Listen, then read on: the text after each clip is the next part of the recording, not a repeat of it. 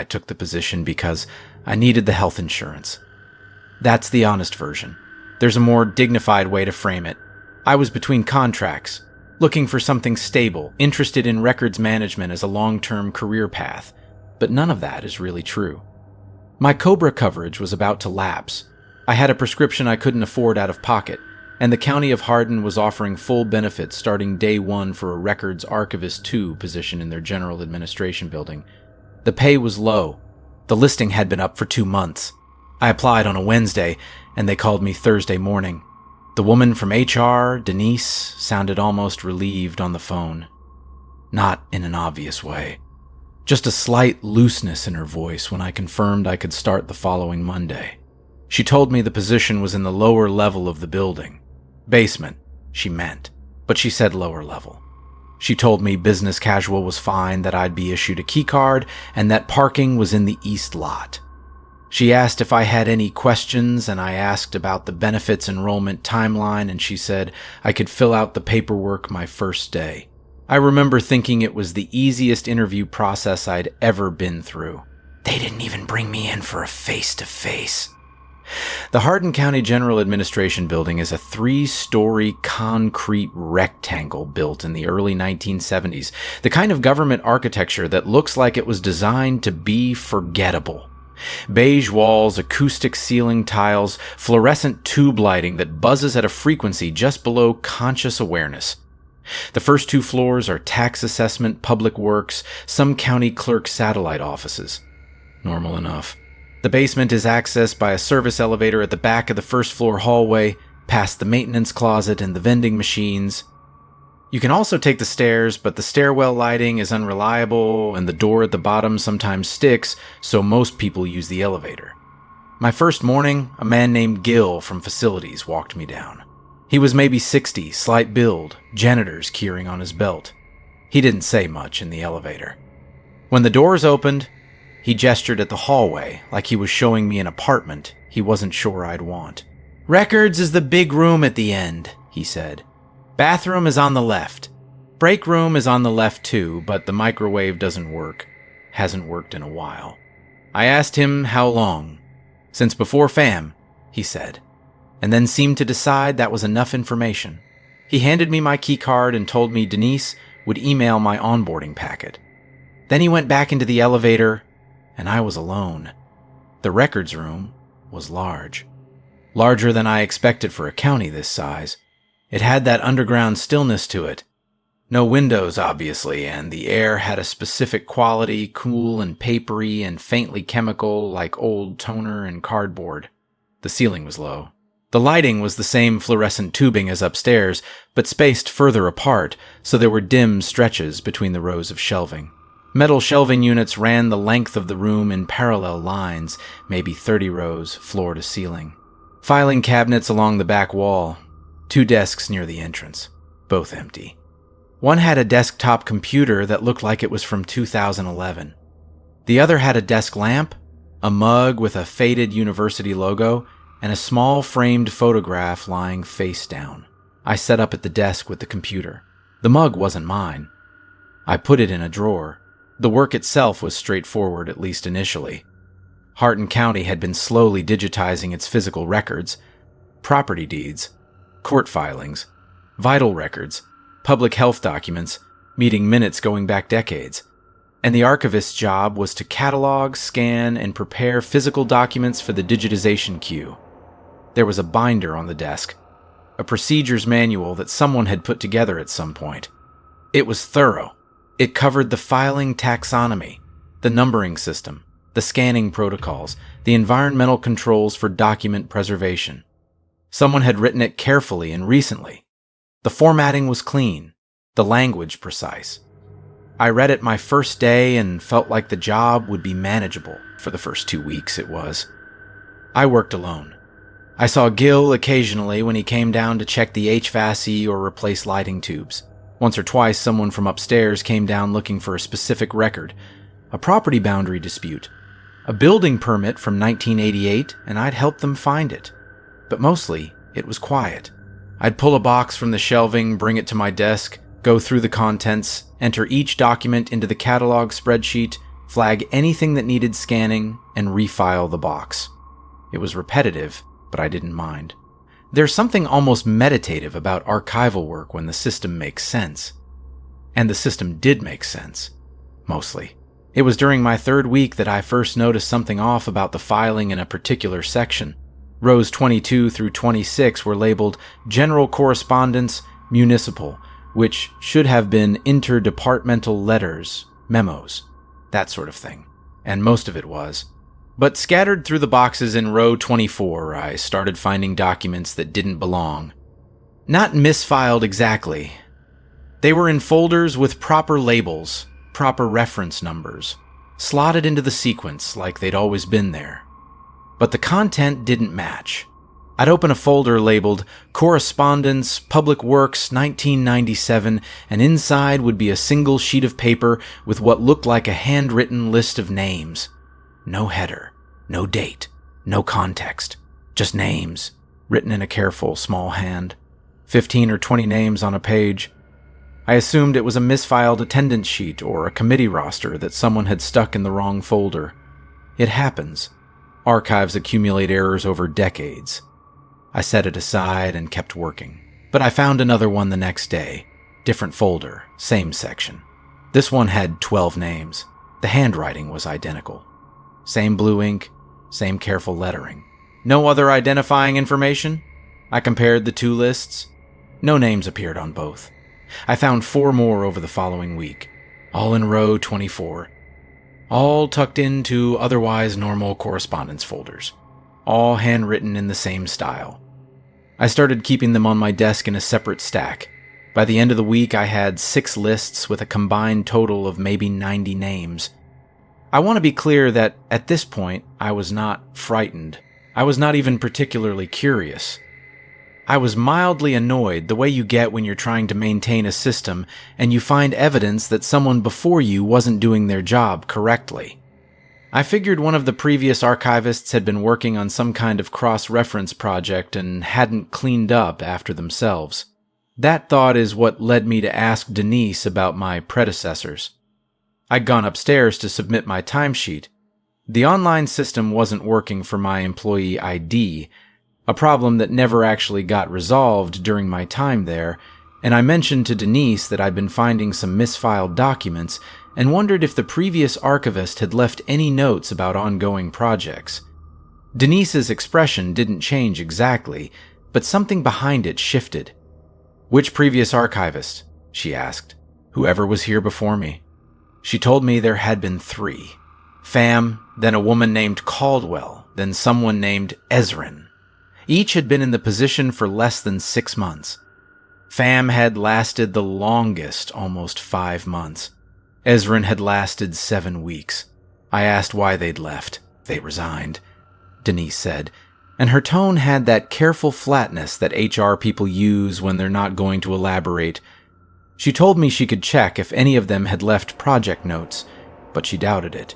None of them had given standard notice. I thanked her and went back downstairs. I didn't think much of it. Government positions at this level have high turnover. The pay is low. The work is isolating. A basement with no windows and no co-workers isn't for everyone. I went back to cataloging.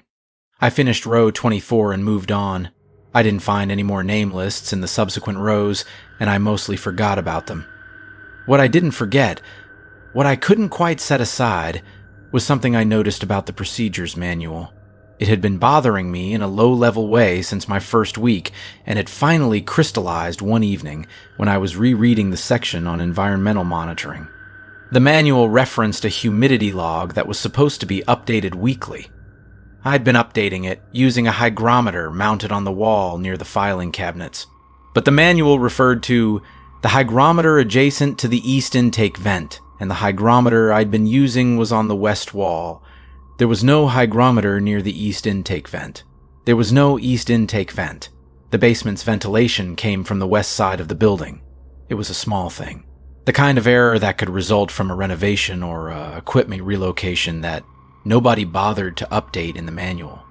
But the manual was otherwise so precise, so careful in its descriptions, that the error felt conspicuous.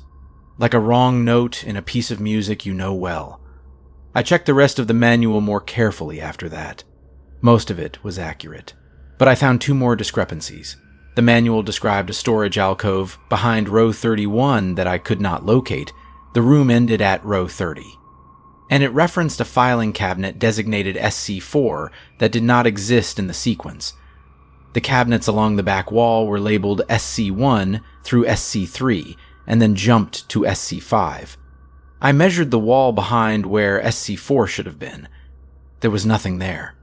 Flat drywall, painted the same institutional beige as everything else. No seams, no indication that anything had been removed or covered over. But the gap in the numbering was there. Around this time, maybe 5 weeks in, the quiet started to bother me. I don't mean the absence of sound. Basements are quiet, I expected that. I mean, a specific quality of the quiet. There were moments, usually in the late afternoon, when the silence seemed to gain a kind of texture. I'd be working at my desk and I'd become aware that I hadn't heard the HVAC cycle in a while. Or I'd noticed that the fluorescent lights, which normally buzzed, had gone silent. Not off, still lit, but silent. And in that silence I'd feel a pressure, almost physical, like the room was holding its breath. It would last maybe 30 seconds, maybe a minute, and then the hum would return and everything would be normal. I told myself it was the ventilation system cycling. I told myself I was spending too many hours in an enclosed space without natural light, and it was affecting my perception. Both of these things were probably true. But then I found the resignation letters. I wasn't looking for them. I was looking for a template for a records transfer form that Denise had told me was saved somewhere on the shared drive. The desktop computer had access to a limited network folder, mostly administrative templates and archived digital correspondence. While searching through the subfolders, I found a directory labeled Personnel Archives Division. Inside were 3 PDF files: famresignation.pdf, Caldwell resignation.pdf, Ezrin resignation.pdf. I opened Fam's letter first. It was short, 4 paragraphs. Formal, but not boilerplate. It stated that he was resigning from the records archivist 2 position effective immediately. It cited personal reasons. The second paragraph mentioned that he had completed cataloging through row 18 and left notes on his progress. The third paragraph was a single sentence. The filing system in the lower level is organized in a way that I am not able to continue working within. The fourth paragraph thanked the county for the opportunity. I read it again. That third sentence, the phrasing was strange. Not, the filing system is disorganized, or the filing system needs improvement. It was organized in a way he could not continue working within. As though the organization itself was the problem. I opened Caldwell's letter. It was identical, word for word, 4 paragraphs, same structure, same phrasing. The only differences were the name and the row number. Caldwell had reached row 21. The same sentence appeared in the third paragraph, unchanged. The filing system in the lower level is organized in a way that I am not able to continue working within. I opened Ezrin's letter. Identical again. Ezrin had only reached row 12. Everything else was the same. I sat at my desk for a long time after that. The fluorescent light above me was flickering slightly, the way they do when the ballast is going. I could hear the HVAC cycling. Everything was normal. But I read those 3 letters again, and what I felt was not exactly fear. It was something more like recognition. Like finding a footprint on a trail you thought no one had walked before and realizing someone had been there ahead of you and had turned back. 3 people had worked this job. 3 people had quit, and all 3 had used the same words. Not similar words, the same words. As though they had all arrived at the same sentence independently, or as though the sentence had been given to them. I should have left then. I know that. But I didn't, because I needed the health insurance, and because the rational part of my mind was still constructing explanations. Maybe there was a template resignation letter somewhere that all county employees were encouraged to use. Maybe one archivist had written it, and the others had found it on the shared drive and copied it. Maybe it was a coincidence of limited vocabulary. There are only so many ways to say you're quitting a filing job. None of these explanations accounted for that sentence. But I held on to them anyway, the way you hold on to the railing on a staircase, even when you're not sure the railing is attached to anything. I kept working. I was in row 27 when I found the first folder with my name on it. Not my name, exactly. My employee ID number. Each folder in the system had a reference number. A combination of the section code, year, and sequence number. But this folder, tucked between two normal correspondence files from 2003, had a string of digits written on its tab in the same careful blue handwriting as the name lists. And the digits were my employee ID. I'd been staring at that number on my badge, on my timesheets, on the login screen every morning for 6 weeks. I recognized it the way you recognize your own phone number. Inside the folder was a single sheet of paper, blank on one side. On the other, in the same handwriting, a list of dates. 7 dates, spanning from March to October of no specified year. I did not recognize any of them. I put the folder back. I went upstairs, signed out for the day, sat in my car in the east lot for 20 minutes, and then drove home. I came back the next morning. I don't know why. I do know why. The prescription. The insurance. The part of me that was still certain there was a reasonable explanation. I went back to row 27 and pulled the folder again. It was there, my employee ID on the tab. The dates inside. I wrote the dates down on a sticky note and put it in my wallet.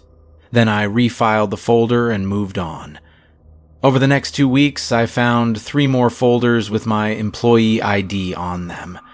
Row 28, row 29, row 30, the last row. Each contained a single sheet with the same blue handwriting. One had another list of dates. One had a paragraph of text that I will not reproduce here, not because it was threatening or disturbing in any conventional sense, but because it described, in plain and specific language, the layout of my apartment. Not the building. My apartment. The position of the furniture. The view from the kitchen window. The crack in the bathroom tile that I'd noticed my second week living there but never reported to the landlord. The third folder contained a photocopy. It was a photocopy of a resignation letter. My resignation letter. My name, my position, the current date. 4 paragraphs. The same 4 paragraphs. The filing system in the lower level is organized in a way that I am not able to continue working within. I had not written this letter. I had not resigned. But there it was, in the files, photocopied and filed in sequence as though it were already part of the record. I took it to Denise. I tried to keep my voice level. I showed her the photocopy and asked her if this was some kind of prank, if someone was accessing the basement after hours, if there were security cameras I could review. Denise looked at the letter for a long time. She didn't seem surprised. She seemed tired. "I can put in a request for camera footage," she said, "but there aren't cameras in the lower level." I asked her if she'd noticed that the 3 previous resignation letters were identical. "I processed them," she said. I noticed. "And you didn't think that was unusual?" She looked at me, and for just a moment the HR composure dropped and I saw something underneath it that I recognized. Not fear, resignation. The kind of expression people have when they've decided that acknowledging a problem would cost more than ignoring it. "The position has been difficult to fill," she said. I noted the similarity in the letters and flagged it. I was told it wasn't a personnel concern. "Who told you that?" "I'd have to check the email chain." She never did. Or if she did, she never told me what she found. I went back downstairs. I sat at my desk. I opened the catalog spreadsheet and stared at the rows I'd completed. 26 through 30. All the rows. The whole room. I'd cataloged every box on every shelf. That had been the job. That was what I was hired to do. But the procedures manual described a row 31. I walked the length of the room. 30 rows of shelving, each one 12 feet long, spaced about 3 feet apart. At the end of the room, past row 30, there was 6 feet of open space, and then the back wall. I'd been in that space dozens of times. Filing cabinets SC1, SC2, SC3, SC5 against the wall. A small utility shelf with archival supplies, acid-free folders, label tape, gloves, the hygrometer, a fire extinguisher. I stood in that space and looked at the wall. Beige drywall. No seams. No door. Nothing. But the manual said row 31, and the manual said SC4. I don't know what made me do it. Stubbornness, maybe. Or the feeling that if 3 people before me had reached a point where they stopped and walked away, I wanted to at least understand what that point was. I got a flashlight from the utility shelf and I walked along the back wall, slowly running my hand along the surface. Drywall. Smooth. Cool. Normal. Until it wasn't. Between where SC3 ended and SC5 began, there was a stretch of wall about 4 feet wide. I'd looked at it 100 times, but when I pressed my hand flat against it that evening, the surface gave slightly. Not much. Maybe a 1/4 inch, like pressing on a drum skin. And behind it, I felt something. Not heard. Felt. A vibration, deep and rhythmic, like a heartbeat at the wrong speed. I pulled my hand away. The wall was solid again. I pressed again. Nothing. Flat, rigid drywall. I stood there for 5 minutes, pressing different spots, and felt nothing unusual. The vibration was gone, if it had been there at all. I went home. I didn't sleep well. I dreamed about filing cabinets, which isn't unusual when you spend 8 hours a day looking at them. But in the dream, I was opening drawers and every folder inside had my employee ID on the tab, and every sheet inside was a resignation letter, and every letter was dated 1 day further in the future. The next morning, I checked my calendar. One of the dates from the first list, the one I'd written on the sticky note, was the current date. Nothing happened that day. Nothing unusual, nothing wrong. I cataloged, I scanned, I filed. Gil came down to replace a light tube in row 14. We talked about the weather. He left. The day was aggressively normal in a way that felt, by that point, like its own kind of wrongness. But that night at home, I sat down at my kitchen table to eat dinner and I noticed that the crack in my bathroom tile, the one described in the document I'd found in row 29, had changed. It was longer. Not dramatically longer, maybe half an inch. But I had looked at that crack every morning for 2 months, and I knew its shape, and it was different. I measured it. I took a photograph. I told myself that tiles crack, that temperature changes and settling foundations cause tiles to crack and it's gradual and you don't always notice. I told myself this was not connected to anything in the basement. The next date on the list was 4 days later.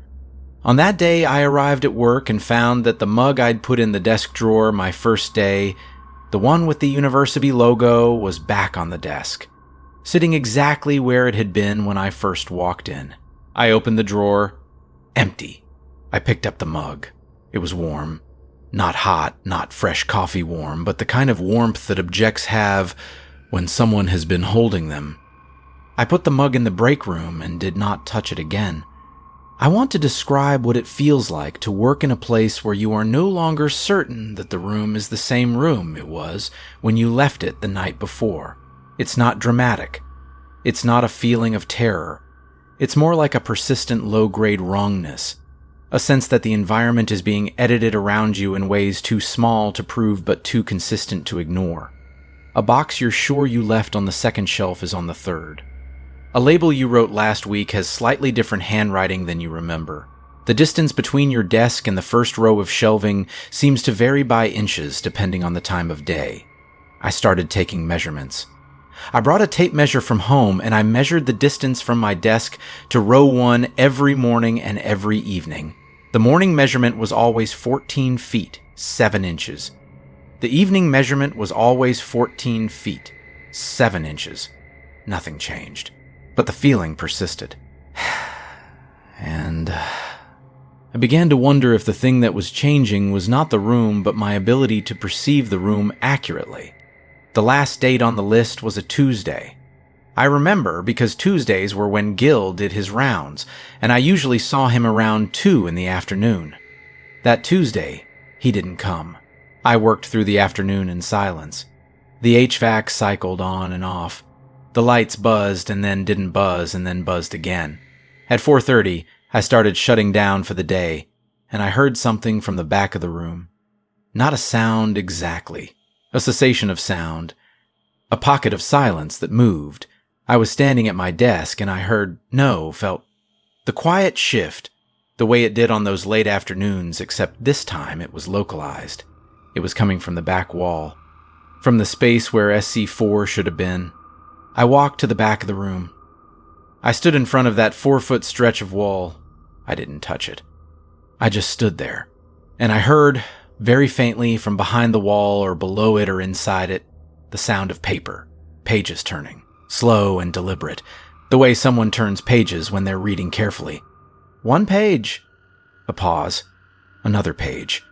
A pause. I stood there and listened for what I think was 10 minutes, but might have been longer.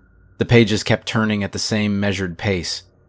And then they stopped, and in the silence that followed, I heard something else. My name. Not spoken. Not whispered. More like the shape of my name pressed into the silence, the way a watermark is pressed into paper. I perceived it more than heard it, but I perceived it clearly. I went back to my desk. I sat down. I opened the catalog spreadsheet. I looked at my work. All the rows, all the boxes, all the documents carefully entered and categorized and cross-referenced. Weeks of work. Thorough, precise, complete. I had cataloged the entire contents of the Hardin County basement records room. And I realized, sitting there, that the catalog was wrong. Not in the ways I'd noticed before, the name lists, the folders with my ID, those anomalies I'd found and set aside. The catalog itself was wrong. I had entered it. I had typed every line. But looking at it now, there were entries I didn't recognize. Rows in the spreadsheet that I couldn't connect to any document I remembered handling. Reference numbers that didn't follow the system. Descriptions of files I had never seen, and they were in my formatting, my abbreviation style, my shorthand. As though I had entered them and forgotten, or as though someone had entered them as me. I scrolled through the catalog for an hour. Maybe a third of the entries were unfamiliar, not random. They followed the same organizational logic as everything else. They were properly coded, properly dated, properly described. But the documents they referred to did not exist in any box I had opened, or they existed in boxes I had no memory of opening. I closed the spreadsheet. I picked up my bag. I turned off the desk lamp, and I walked to the elevator. In the elevator, going up, I felt the floor vibrate beneath my feet. The same vibration I'd felt in the wall, deep and rhythmic. The elevator is old and it shakes sometimes. I know that. But this vibration had a pattern to it, and the pattern was the same as the page turning. A pusi, a pause. A pusi, a pause. The elevator doors opened on the first floor. The hallway was empty. I walked out of the building, got in my car, and drove home. I called Denise the next morning. I told her I needed to resign, effective immediately, for personal reasons. She asked me if I wanted to send a formal letter. I said I would email one. I sat at my kitchen table and opened my laptop. I was going to write my own letter, my own words. I was going to explain, professionally but clearly, that the position was not a good fit, and that I was grateful for the opportunity. Simple, direct, mine. I typed the date. I typed the salutation. And then my hands wrote the letter. The same letter. The same 4 paragraphs. I watched my fingers type the sentence. The filing system in the lower level is organized in a way that I am not able to continue working within, and I felt nothing. No compulsion. No external force. The words felt like mine. They felt like the only accurate thing I could say, not because something was making me write them, but because they were true. The filing system in the lower level was organized in a way that I could not continue working within. That was the precise and complete description of my experience. I sent the letter. Denise acknowledged it within the hour. That was 4 months ago.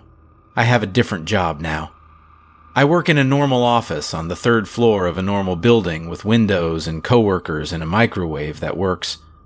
I don't think about the basement most days, but some nights, Usually around 2 or 3 in the morning, I wake up and the apartment is silent in that specific way. Not empty silence, but thick silence. Textured silence. The silence of a room that is paying attention. And I lie in the dark and I listen and I hear, very faintly, pages turning, slow and measured. 1 page. A pause. Another page. A pause. And I think about that catalog spreadsheet still open on that basement computer, still full of entries I don't remember making. Entries describing documents that may or may not exist, filed in a system that extends into rows and cabinets that I could not find. A record of something maintained by someone, organized according to a logic that is consistent and thorough and completely incomprehensible. I think about the name lists. 90 names in blue ink, filed in row 24. I never checked whether any of the names were real people. I didn't want to know, but sometimes on those silent nights I think about the handwriting. So careful, so precise. And I wonder if those names were a catalog too. And I wonder which list mine is on.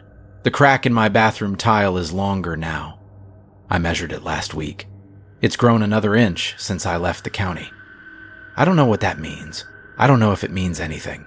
But I measure it every Sunday, and I write the measurement down, and I keep the paper in a folder in my desk at home, and the folder has a reference number that I assign to it without thinking, using the same coding system as the basement files. I noticed that last week, too. The reference number. I don't remember deciding to use that system, but the number is in my handwriting, and the system is correct, and the folder is filed in sequence, and when I opened it and looked at my measurements, the dates, the numbers, the small, careful notations, I recognized the format. It looked like the documents in the basement. It looked like something that had always been part of the archive. I haven't written anything down since then. I've stopped measuring the tile. I've put the folder in a drawer, and I don't open it. But the crack is still growing. I can see it from the hallway. And some mornings when I leave for work, I notice that it's not just longer. It's straighter, more deliberate. As though it's not cracking, as though it's being written.